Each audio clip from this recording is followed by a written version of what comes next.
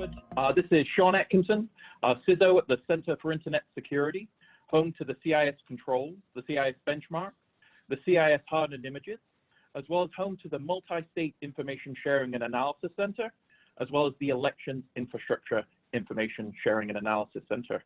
What I'd like to do is ask our panelists to give a brief introduction of themselves. Alex.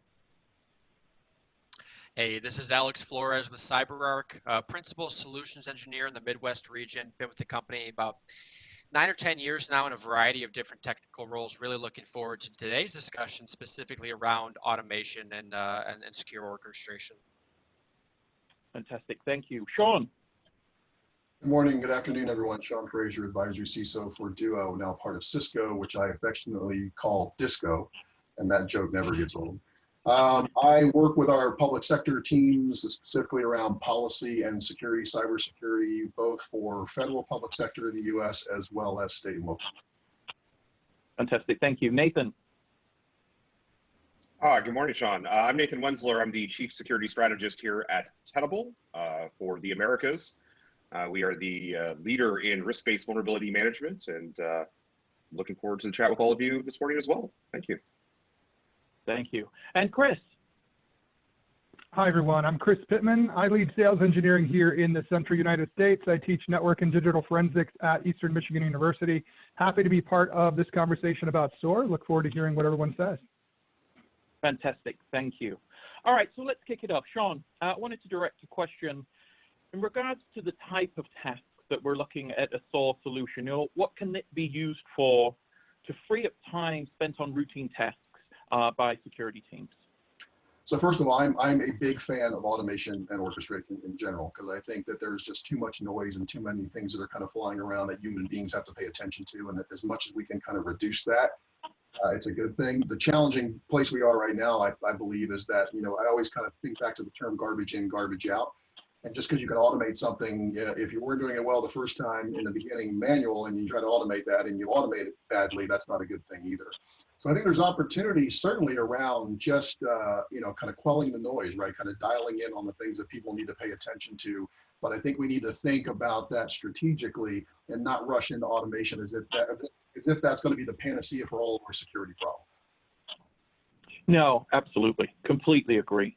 So with one element of doing, you know, allowing these tasks to be automated is, Alex, one of the questions is are organizations going to be nervous about giving SOAR tools this level of autonomy, you know, in terms of detecting events and then responding without human intervention? Certainly, right? I think many organizations are going to be apprehensive. You know, that's how Terminators got started, right?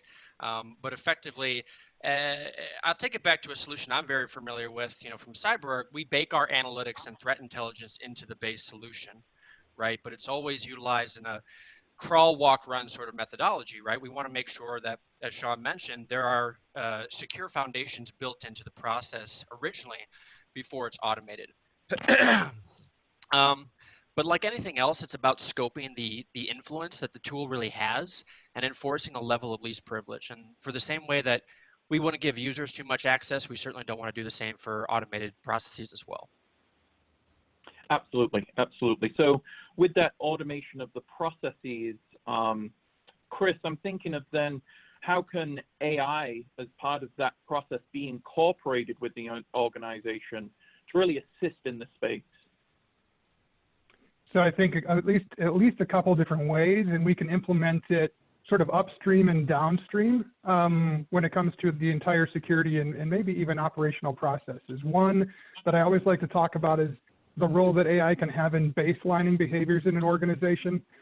Once we get an idea of what the baseline norms are for network traffic, user behavior, even application behavior, makes it easy for us to identify anomalies from those. And when we identify anomalies, right, that can shift really well into some of the workflows that we have for, you know, alerting, incident response, and remediation. We can begin to automate some of those.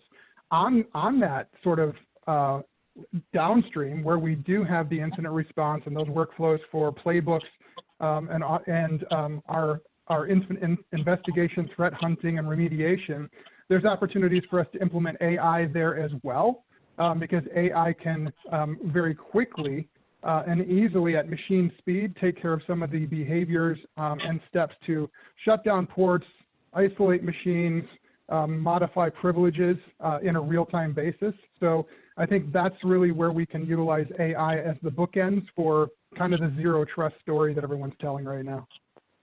Fantastic. No, absolutely. Completely agree.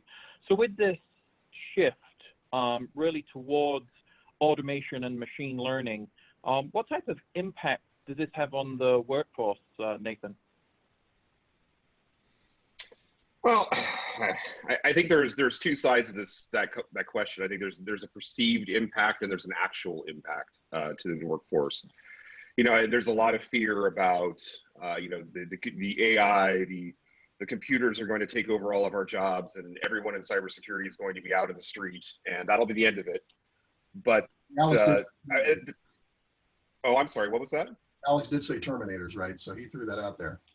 Right. Yeah, right.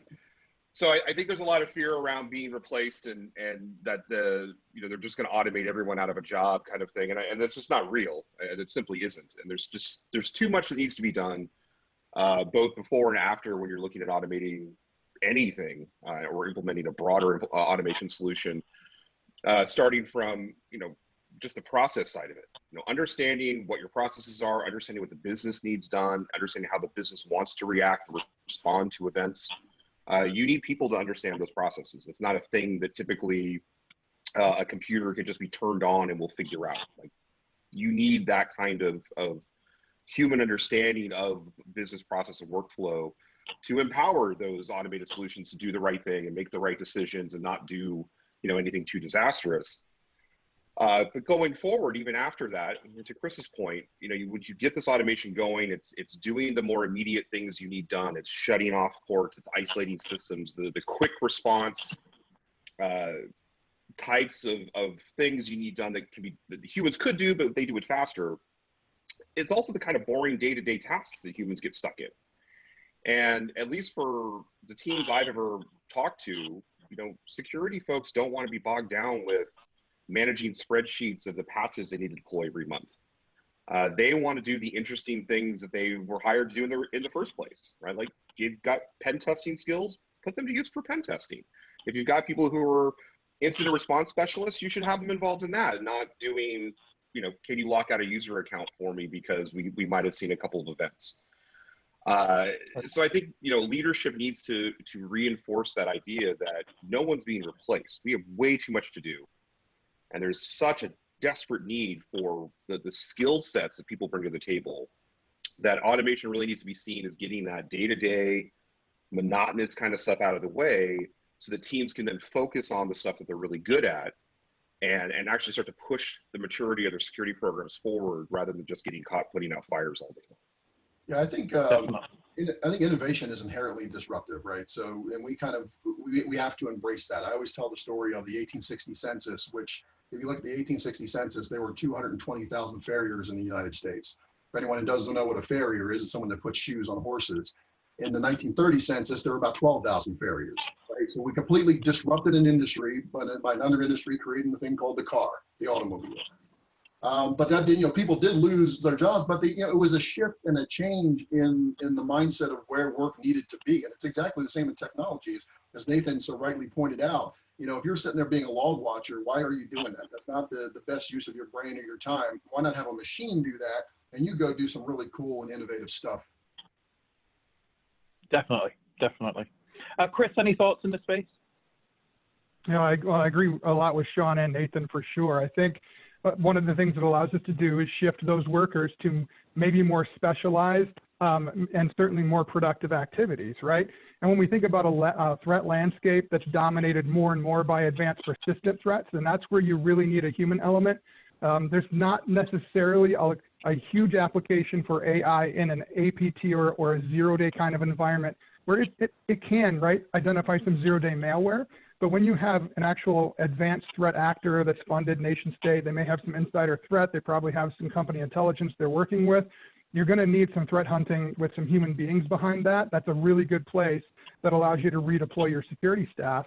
And then, I think the other important impact that AI has on our workforce is it forces us to bring in some knowledge training around data science.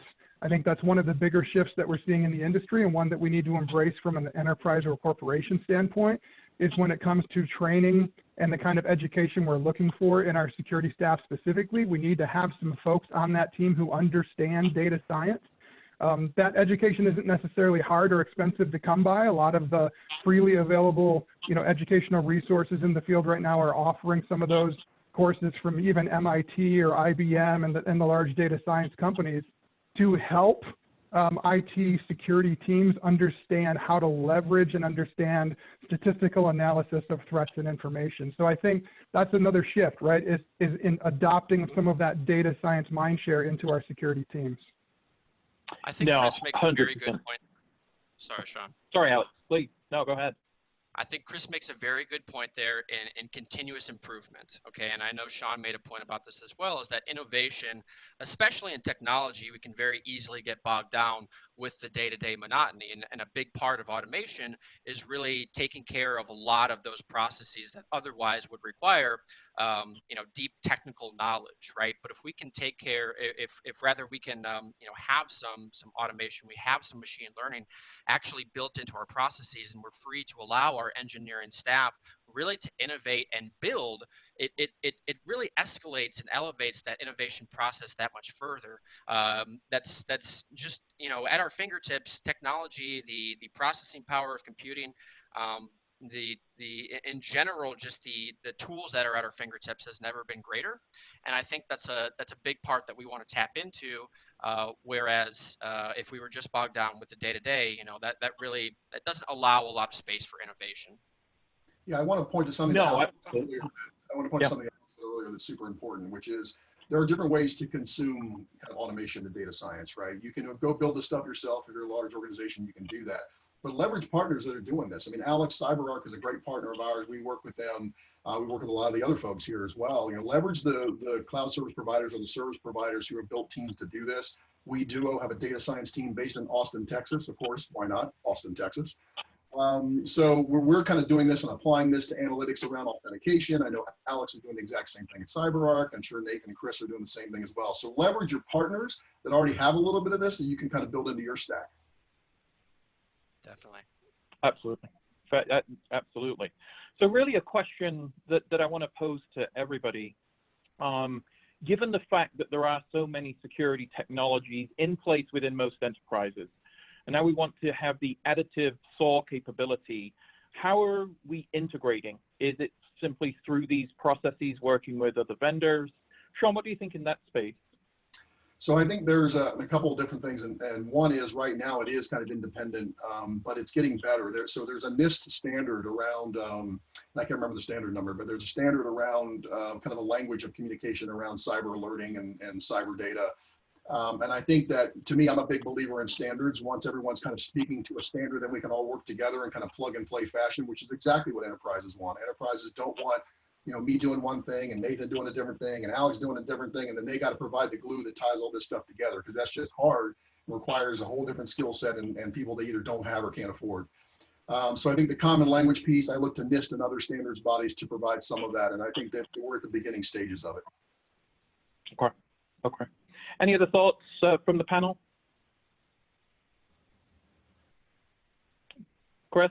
Let me unmute, and I'll add to Sean. I agree that NIST standard, and I think it's 800-150 around threat information sharing, is huge.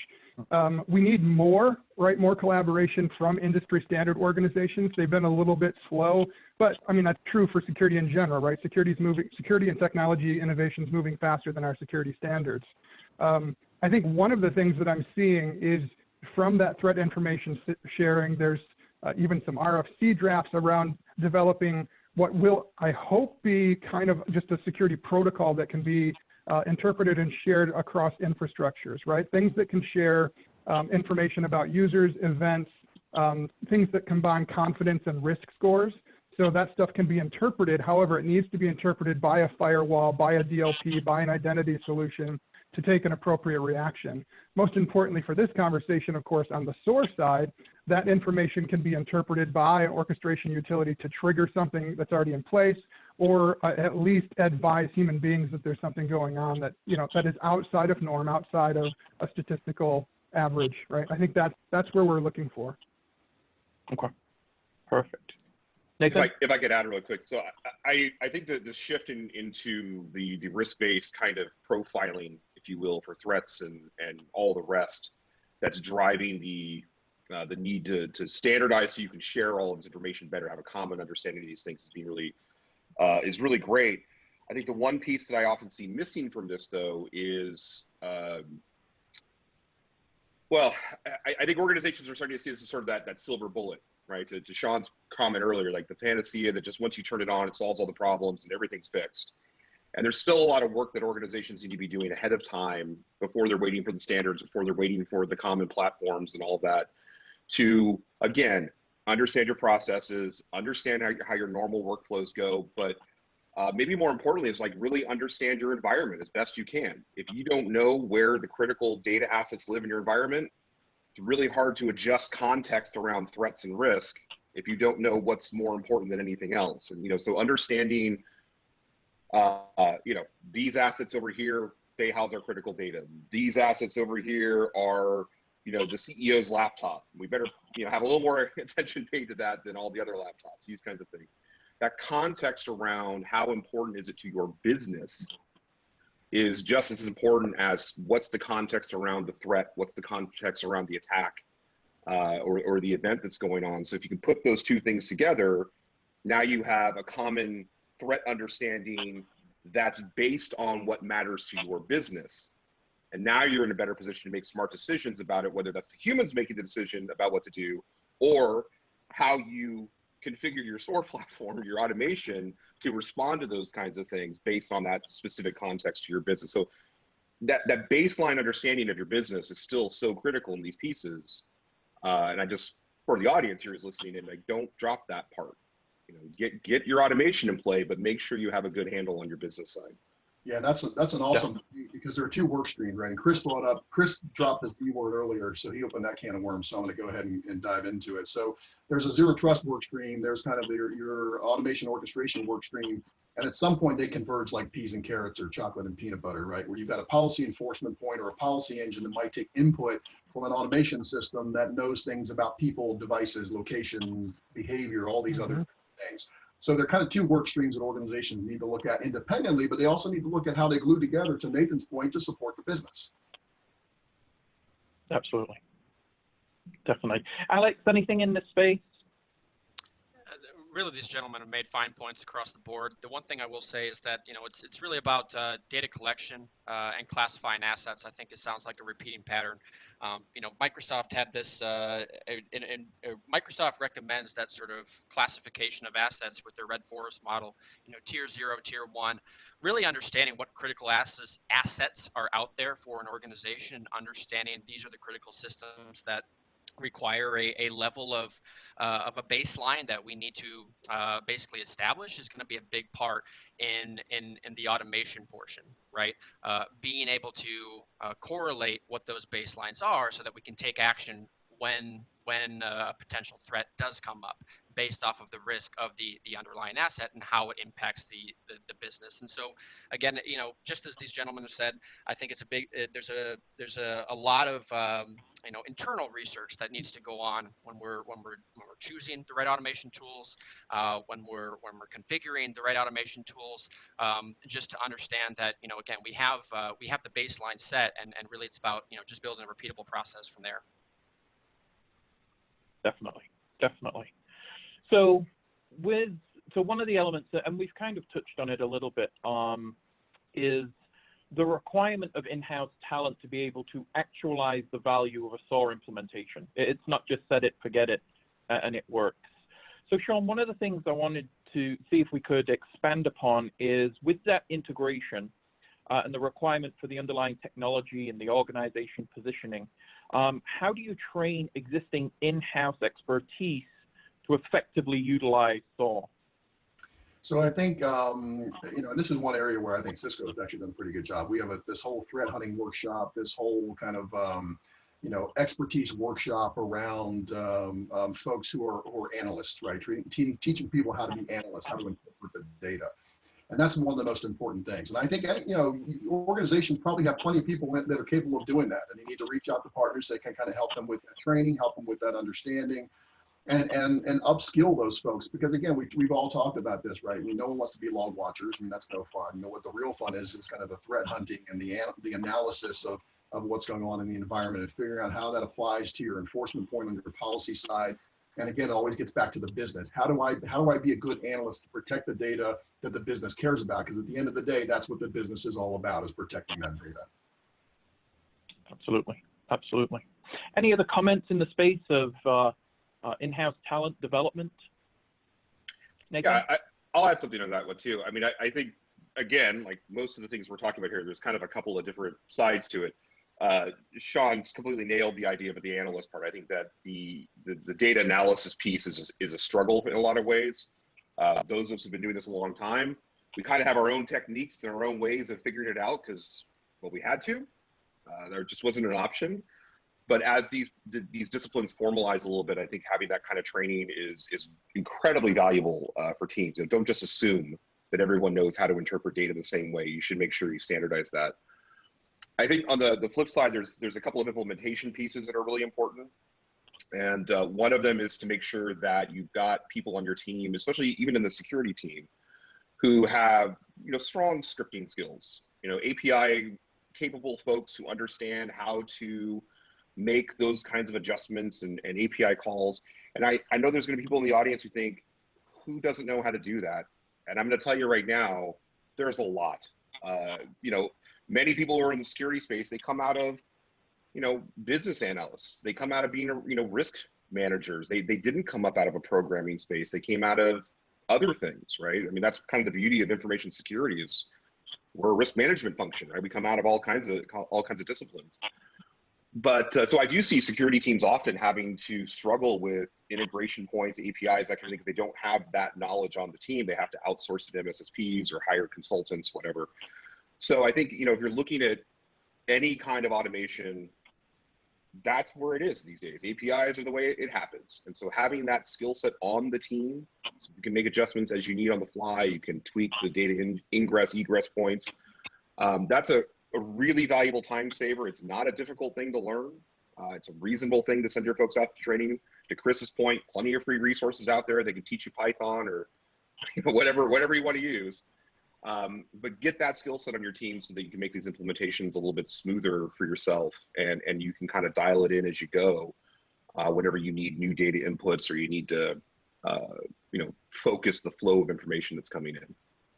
Yeah, I think the only flip side to that is that I think we as vendors need to take a little bit of onus on this too, right? We need to make it a lot easier to do that. Because I know one of the challenges we always run into is, yeah, we got an API, and you got an API, and everyone's got an API, and we give it to the customer, go, yeah, just go figure all that stuff out. And yes, they do need skilled people to do that, but that makes it hard for them because then they're having to find people who glue things together versus people who analyze threat data when they're really worried about the threat data. Yeah, that's a great point, right? Talk to vendors about your suppliers, your vendors, your partners about, what does their partner or integration community look like? What do you have out of the box that someone's already created and made? There should be a lot of that. I mean, just with the guys on the screen here, we do a lot of work just to have some stuff out of the box so we don't have to tell customers, yeah, go write that yourself.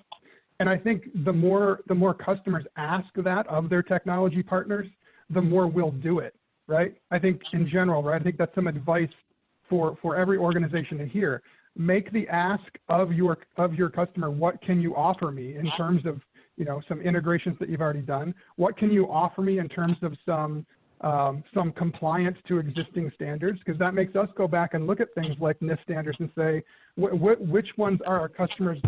Sorry, which ones are our customers really asking for, right? And that helps drive us to move in that direction.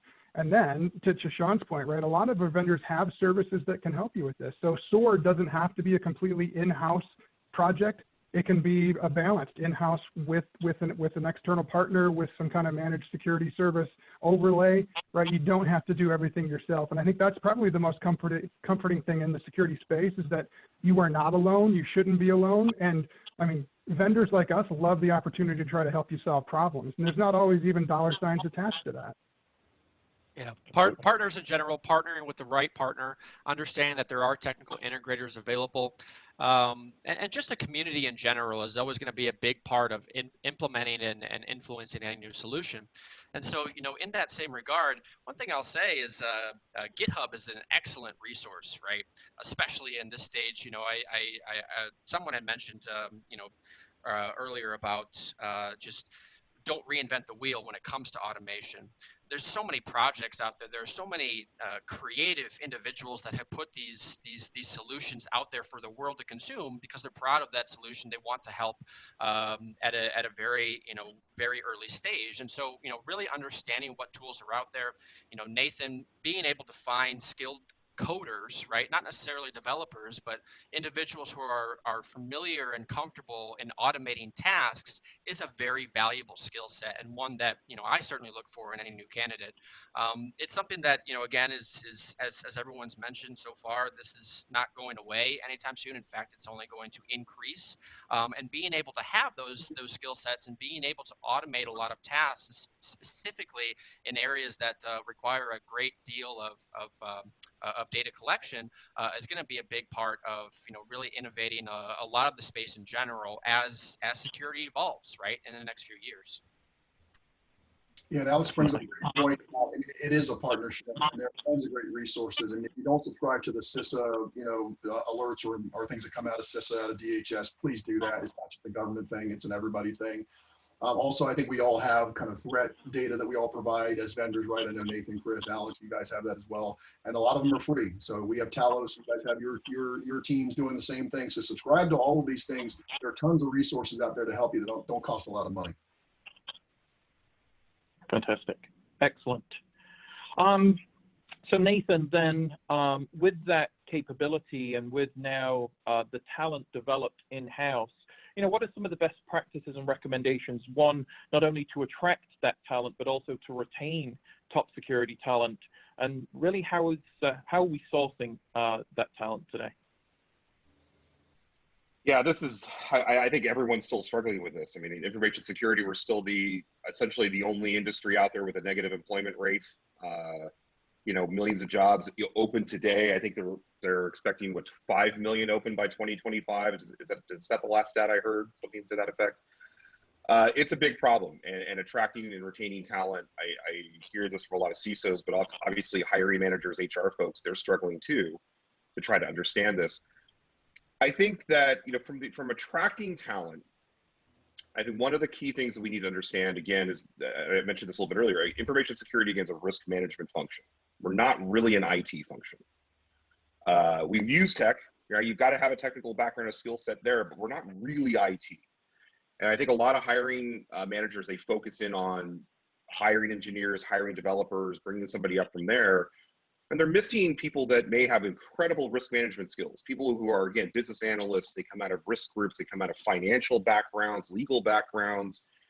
Some of these folks are amazing analysts, and they need to understand the tool set. They need to understand some of the concepts around information security, risk management, but they understand how to analyze information and how to do that, right, risk analysis. And so broadening the scope a little bit of what you're looking for and not just cutting and pasting the same job specs that everyone else has been using on the job sites is a really good way to at least open up the doors beyond all the standard kind of things we do, the networking and the reaching out to people and grow your own talent through college and high school programs. There's a lot of other things we're doing today, but I think opening the scope of who you attract, and I can teach someone tools.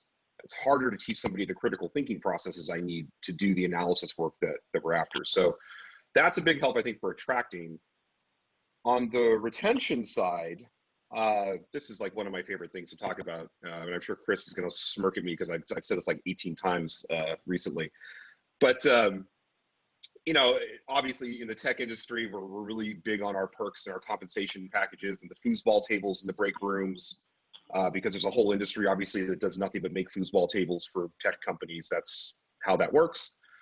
But I think we've reached a point now that employees have started to realize that those are not the things that really matter to them. They're not as focused on the free lunches and the coolers full of beer and sodas and foosball tables. They're looking for more personal satisfaction. They're looking for companies with good culture.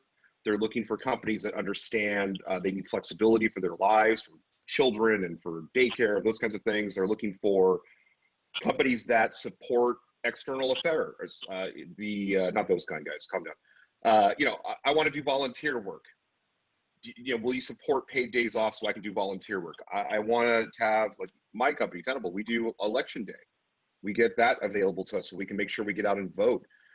These are really valuable things to people when we've already kind of satisfied the need for foosball.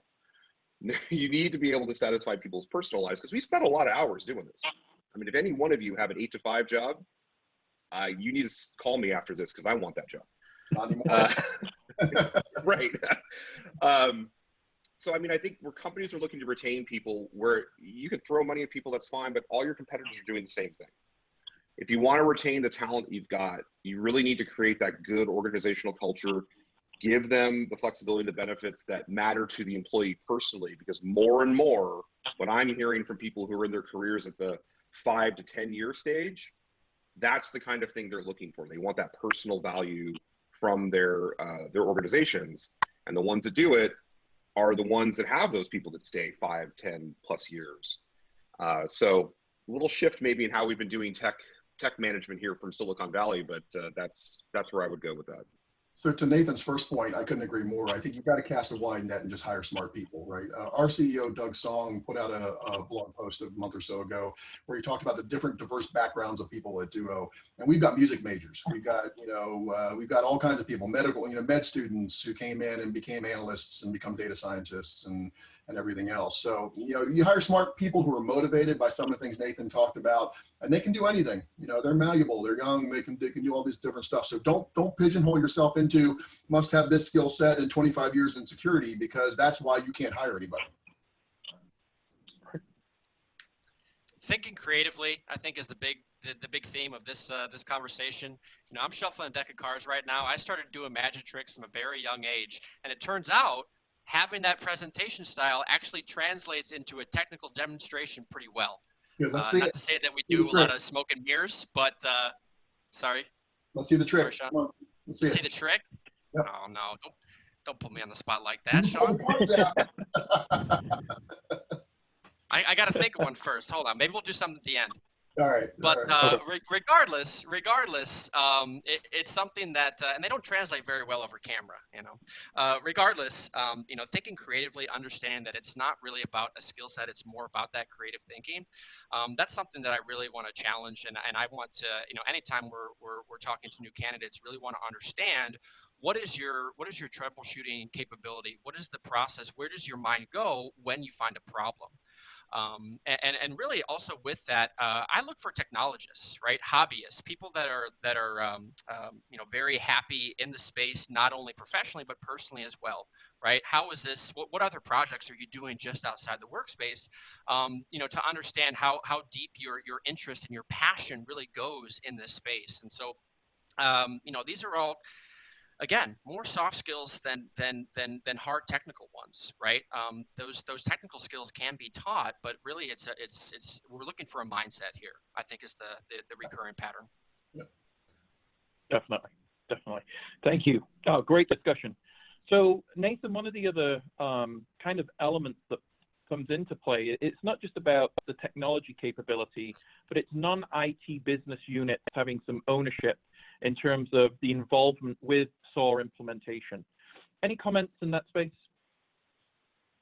Yeah, absolutely. I mean, it's I think it's really critical that, again, we look at automation, and especially automated response, as a much bigger picture than just a security team function or an IT function, right? This is potentially going to touch on many areas of your organization, depending on the level of responses you're doing. And of course, if we're doing incident response and responding to bad events, if you will, you could be in the middle of a major data breach. You could be in the middle of a major attack, and having your automated systems starting to try to accommodate for that. And now you're dealing with a major situation. You're probably going to have legal involved. You're probably going to have your HR folks involved. You probably want to have your communications, PR or team involved in how this is going, depending on how public it might be. There's a lot of other pieces to the puzzle when we're dealing with incident response in general that you should probably have those stakeholders in play, at least fundamentally, so they understand, number one, what you're implementing and what the expected result of the responses are going to be, but also so they can chime in too about what they need to make sure that outbound communication is managed, that you're not doing anything that is illegal or against regulatory compliance. From an automated standpoint, you want to have that discussion around with those business units as well, because they're involved. And just depending again on how big it gets, you may have to have them more actively involved in a daily situation. So this goes back to my earlier comments about having that workflow, understanding your business, understanding your processes. It's not just about the bits and switches that we deal with on a day-to-day basis buried in APIs. This is about how does your business respond when something goes awry. And that involves a whole lot more people than just the folks that are dealing with the security matters. Absolutely. And let's look at the fact that when SOAR implementations fail or when they do not get fully implemented, it's usually because the SOAR solution interrupted a business process somewhere that really angered someone, right? So then they said, hey, you know what, we're not doing this. And really that just represents a failure of implementation. We didn't involve enough people upstream. So to the point about those playbooks, the vendors, suppliers, partners, technologists that we involve in our SOAR solution need to be people who understand the business side too. So if someone's just coming in trying to sell us a piece of technology or a piece of software, it's probably not someone you want to be doing business at the SOAR level with, because they need to understand the business aspect as well. Absolutely, absolutely. So Chris, in that space, there's a question on a security prevention strategy and its impact for a SOAR implementation. Any comments there, Chris? Well, I think, so prevention is kind of a security philosophy, right? So in the security space, there's always that tug of war between, are we going to invest heavily on prevention? Or are we going to invest heavily on detection and response? You've got to do both. And this isn't something that an analyst, a Gartner, a Forrester is really going to help you make that decision. It's more of an academic discussion. What does our organization from a security philosophy believe? Do we believe that we can and should prevent these threats? Which ones can we realistically prevent? And which ones then do we need to bank up these defenses and response capabilities for? But from the world of SOAR, in general, the more things we can prevent up front, the less SOAR has to deal with. So we're going to decrease overall the amount of data that's moving through our AI or analytics. We're going to reduce the amount of noise overall that's crowding out the signal, and we're going to reduce the load on the human beings on the far end of the SOAR that have to interact on a manual standpoint. So the more we can prevent, the better. So understand we can't prevent everything, but every organization can take a threat profiling or a risk management exercise and say, what is our organization most at risk for? Which of those can we most realistically prevent? Let's invest there and then move the rest of the investments over for remediation. And I think, again, not to harp on the zero trust thing, but I think zero trust is prevention at its core, right? So that's why it was built. It was built to be active prevention measures. It's a lifestyle choice. It's a lifestyle choice that gives you that capability. Absolutely, absolutely. Okay, we've got a minute left. Alex, are you ready? Yes, sir. Are we having a trick? Okay. Are you ready for the trick then? All right. Oh yeah, let's see it. Absolutely. All right. You got to turn the camera down for this one. But we'll give you one, okay? If you take a card, and I'm not sure if you guys knew this, but if you take a card, you run it through the deck, the ink will actually rub off sometimes and just change it to a brand new one right there. Oh. It was the nice. 9 of diamonds, guys, before that. You might not have caught it quick enough. Yeah, that's awesome. Very good. Very good. Well done. Really nice. Okay, so as we wrap up, I want to say thank you to our panel. Phenomenal discussions. Also want to thank the attendees. Again, one of the recommendations that I'm going to make is you visit the virtual booths of the vendors that are represented here and how they can help you on your cybersecurity journey. Also, thank you to Bradford, the Cybersecurity Summit team. Thank you so much, and we will conclude. Thank you very much. Thank you, guys. Appreciate it. Thank you. Thank you, guys.